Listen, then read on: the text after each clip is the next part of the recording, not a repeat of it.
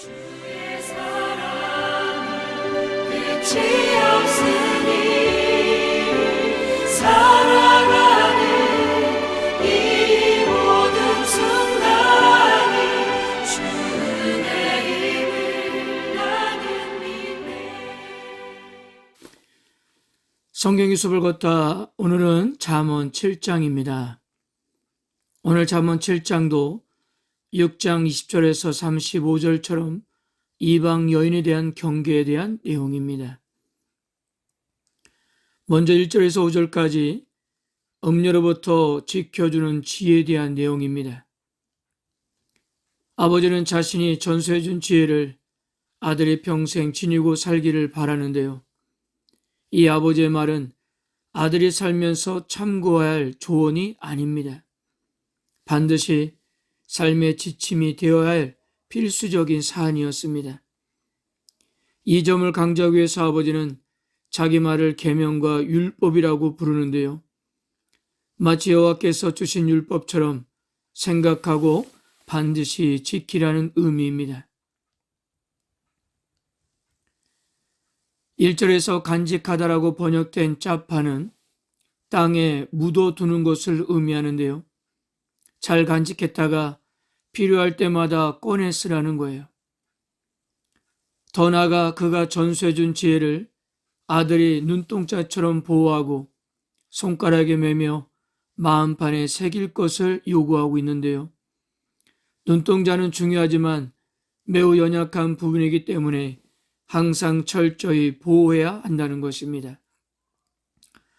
눈동자는 보는 것, 손가락은 행동하는 것, 마음은 생각하고 판단하는 것과 연관되는데 아버지는 아들이 삶의 모든 영역에서 그 지혜를 충분히 활용하여 지혜로운 판단과 가야 할 길을 구별하고 실천하기를 간절히 바라고 있습니다.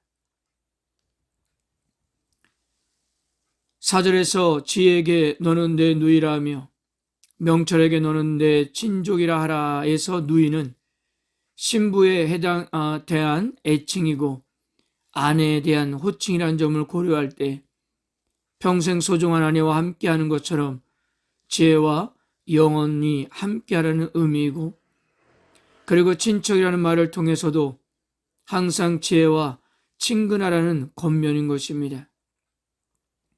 이처럼 지혜를 가까이 하면 지혜는 분명히 그를 음녀의 유혹에서 빠지지 않도록 지켜줄 것이기 때문이에요.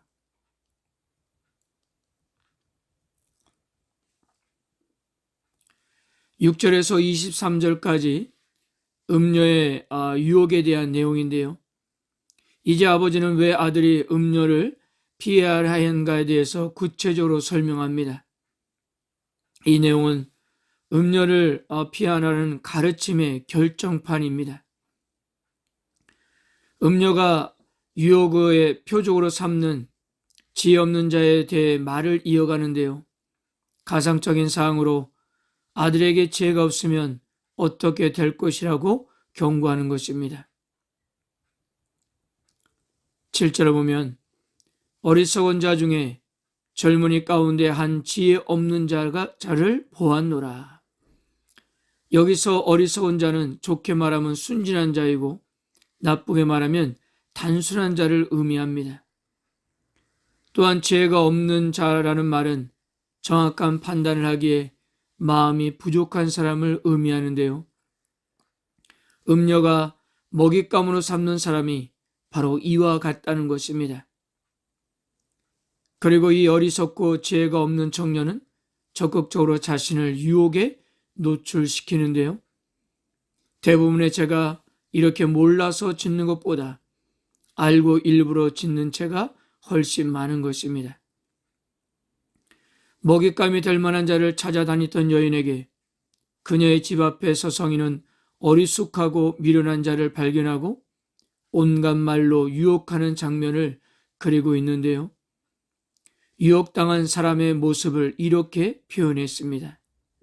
22절 젊은이가 곧 그를 따랐으니 소가 조수장으로 가는 것 같고 미련한 자가 벌을 받으려고 쇠사슬에 매이러 가는 것과 같도다.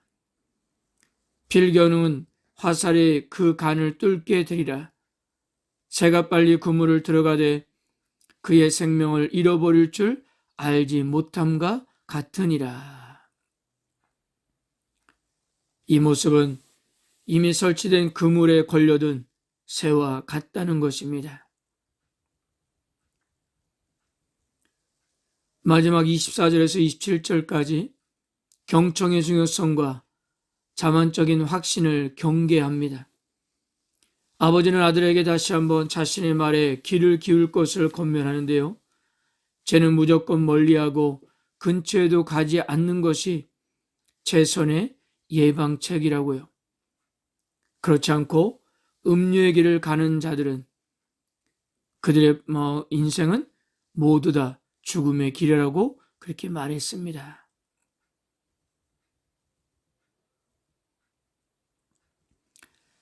사랑하는 성도 여러분, 잠언에서 말하는 지혜는 결코 탁상공론이 아닙니다. 인생의 문제에 실질적인 해답을 주는 삶의 원리입니다. 그래서 아버지는 아들에게 지혜를 가까이라고 명령하고 있는 거예요. 그것이 인생을 살아갈 때 너무나도 중요한 문제이기 때문입니다.